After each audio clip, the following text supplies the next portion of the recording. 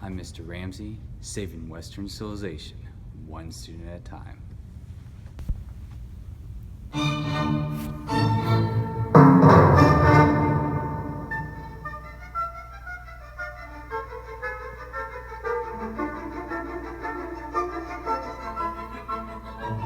This episode, we're going to discuss Russia and the downfall of the Romanov family, and then which later turned into the Russian Revolution, aka the Communist Revolution.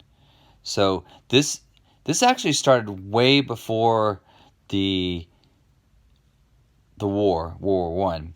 But World War One is the breaking point for both Tsar Nicholas II and the Romanov dynasty, which falls in March of 1917.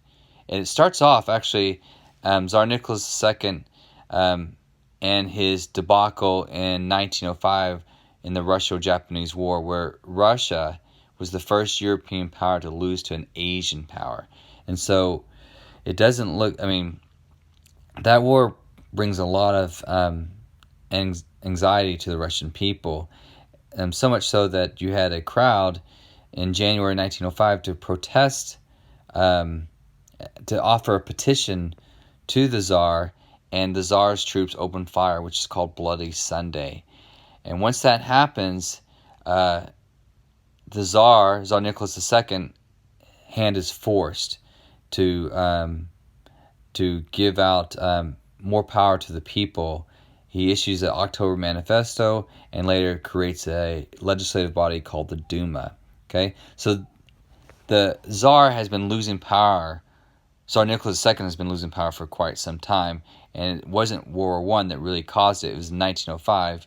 Okay, and this starts to also happen when he becomes more reliant on a soothsayer called Rasputin, which I'll discuss in a second. So more people are demanding more power in Russia, and this is before the war.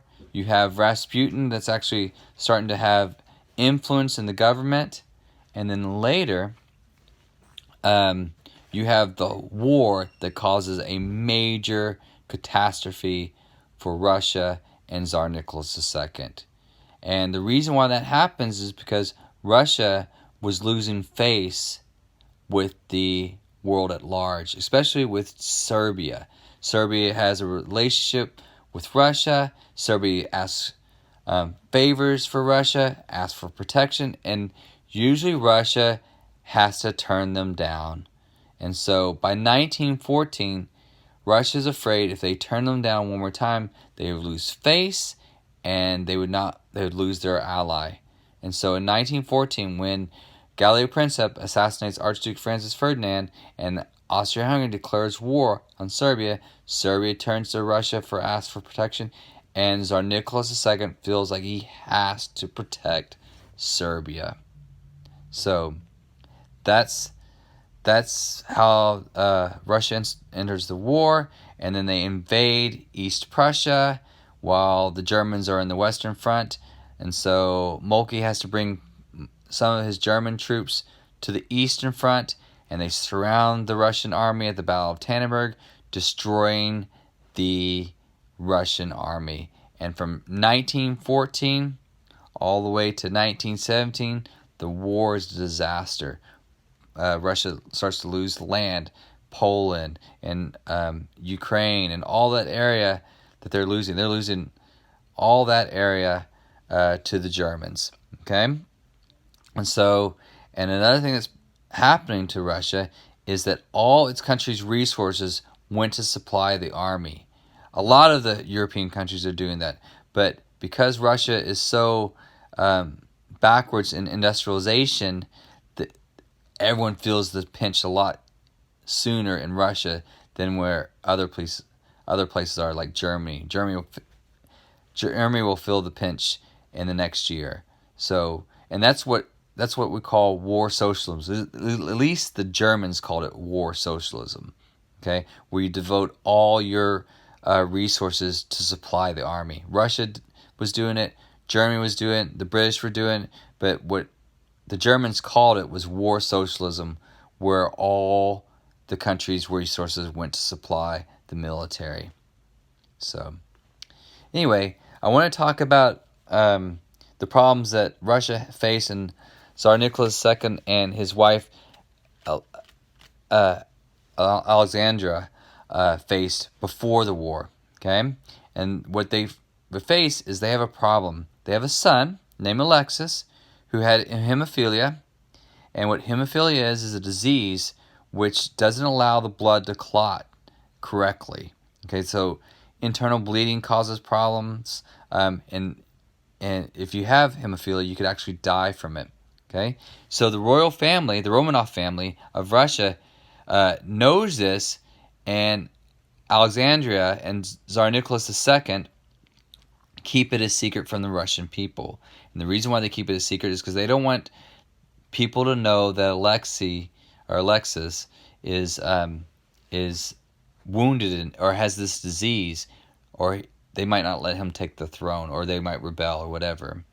So they keep it a secret. And so the man that comes on the scene is this guy named Grigory Rasputin. And he is supposed to be a holy man.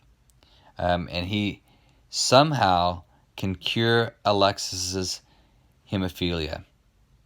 Okay?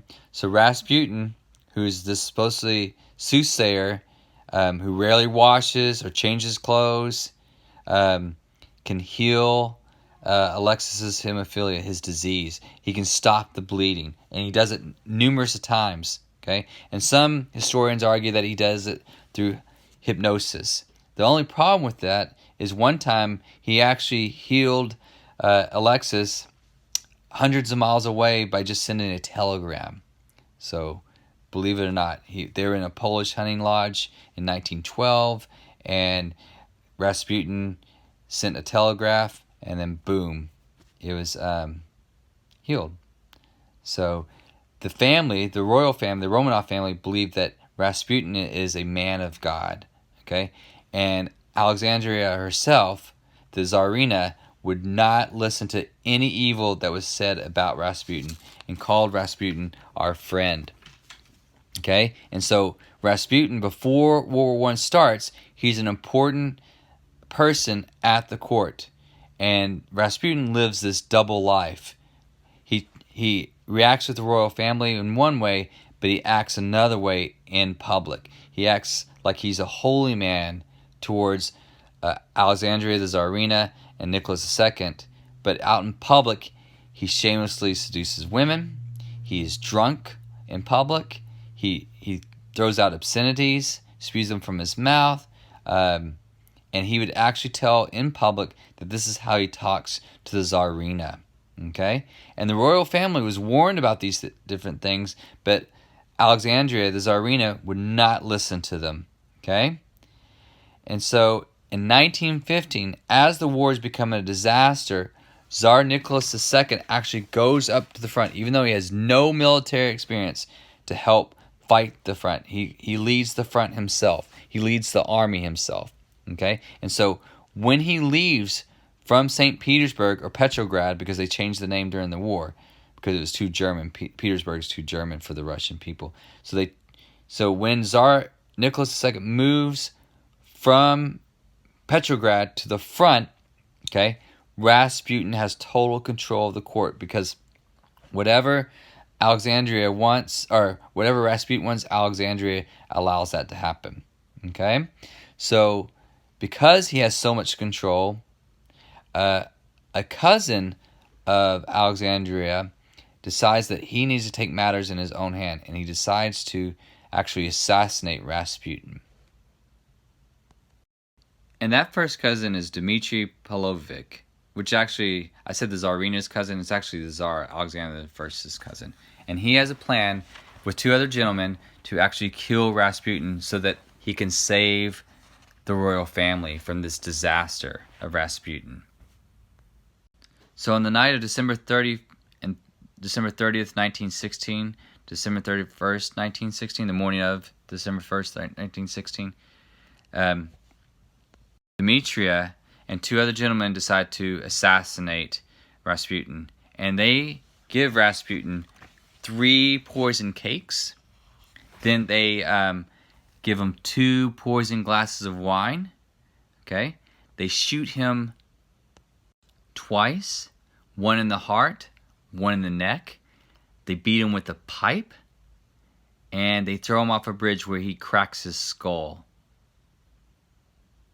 And this is the middle of the night. They throw him down, and when they do an autopsy on Rasputin, he actually dies of drowning. So believe it or not. And the scary thing about the whole thing is that when Rasputin, before he dies, he leaves a note for the Tsar and his family. And this is what he says: "If I'm murdered by boyars, nobles, and if they shed my blood, their hands will remain soiled with my blood for 25 years. They will not wash their hands from my blood. They will leave Russia. Brothers will kill brothers, and they will kill each other and hate each other. And for 25 years, there will be no nobles in the country. Tsar of the land of Russia, if you hear the sound of the bell, which will tell you that Gregory Rasputin has been killed, you must know this: if it was your relations who have wrought my death, then not one of your family, that is to say, none of your children or relations, will remain alive for more than 2 years. They will be killed by the Russian people." And that prediction happened. So once Rasputin was dead, the people of Russia were still not satisfied, and because of the war was going badly, and that you had food and fuel shortages, and so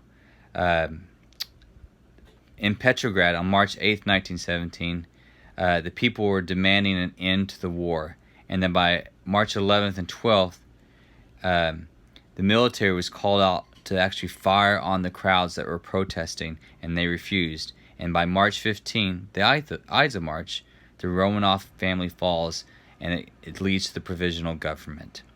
We'll talk about the Provisional Government next time and what happens to the Provisional Government under the Communist Revolution. Hope you enjoyed.